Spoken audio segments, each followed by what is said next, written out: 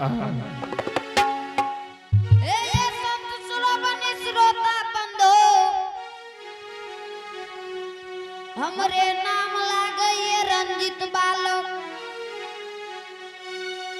हमरे घर लागे ये पटनापुर के ये म्यागत ये की हमरा द्वार पे आवाज लगाबैये से न त जाके देखै छियै आ आत चालिए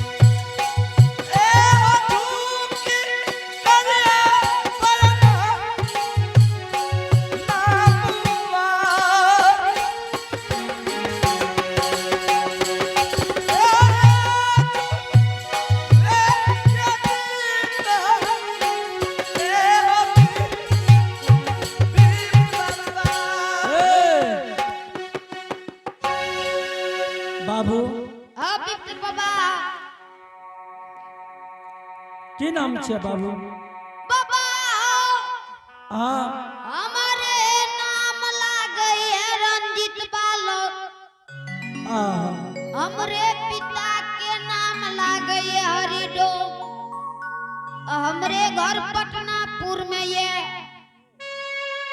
बाबू रंजीत। हाँ बाबा। हे हो बाबू रंजीत। हाँ बाबू रंजीत। हाँ बाबा। तोरा द्वार पर हम ऐसा लगा के आयल छू। बाबू आयो बाबा। तोहर माय बाप कहाँ छे बाबू? बाबा हमार माय बाप के लिए सुजागन बाजार सुप्ती मने बेचे के लिए। आहा ताकि आगा में कुछ दरबे ओकरा पावन में बेच सकिए। बाबू रंजीत। हाँ बाबा। तू माय बाप के जा तू सुजागन बाजार से बोला बाबू। बाबा उ जे कहे छ कई मिला रहल। हाँ उ सब। हाँ जाओ यदि एको गो कम चोरी भे जेते त बहुते मार मारते। न मारते बाबू। तू जा सुजागन बाजार तू अपना माय बाप के बोला के लाबोगे बाबू।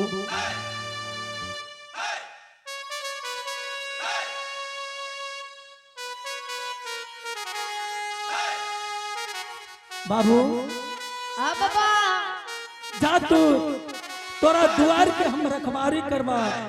अगर एको गो काम चोरी हेते हम तोरा जोरा लगा के देबो बाबू। बाबा जाओ यदि जेबै आ भाग जेबै त चोरा लेतै।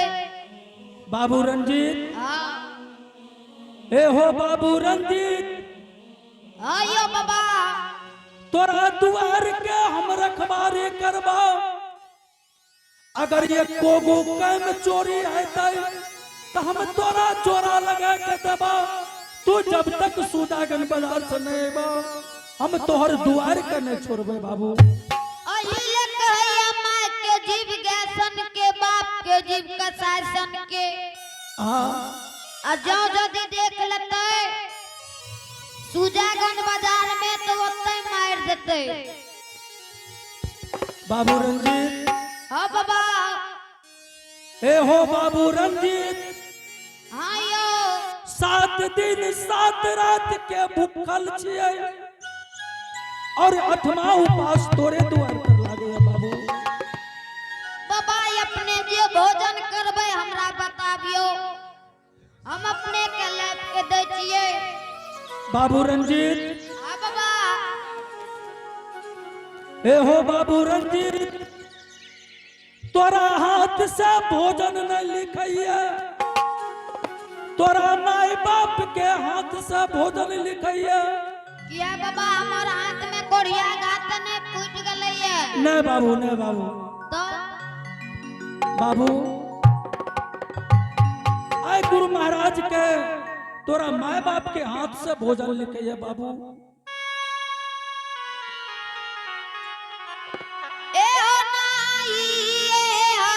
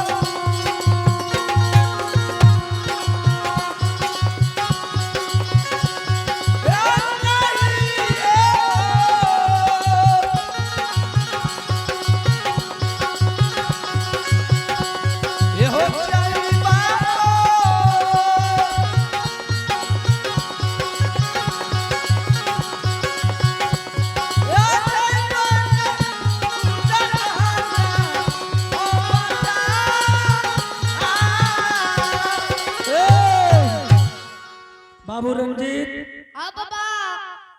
तू की का चामने जब सुजागन बाजार हाँ बाबा। ए हो बाबू रंजीत हाँ ये भूखल ब्राह्मण मर जाता तोरा द्वार पर तो तोरा ब्राह्मण बद लिखता जा तू बाबू सुजागन बाजार चल जा तू अपना माँ बाप को बोला लाओ बाबू। ए हो बाबा हाँ हमें तो सुजागन बाजार नहीं जब क्या हो बाबू लेकिन हम सुजा के सीमांत तक जा सके छियो।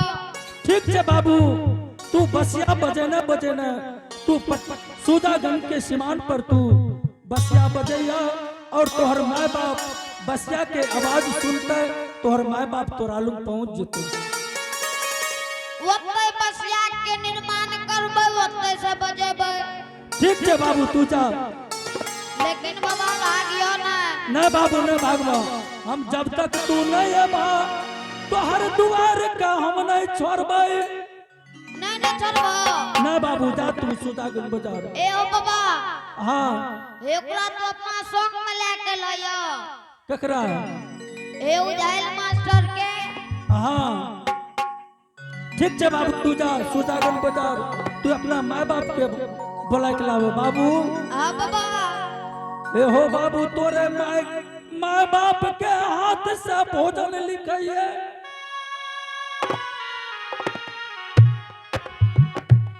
हाँ बाबा। ठीक है जा तू बाबू अच्छा ठीक है जा जियो। जा आत भागले ये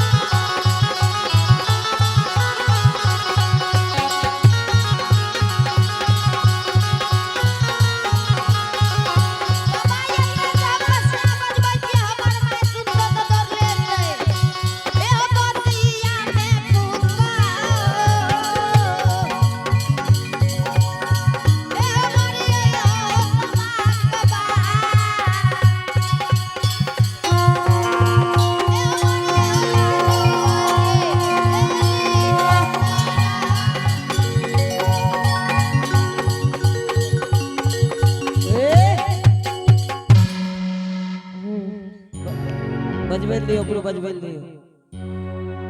स्वामी हाँ हरनिया स्वामी तखन से अकेला रहा तो दोस्त मिल गेलो की भेले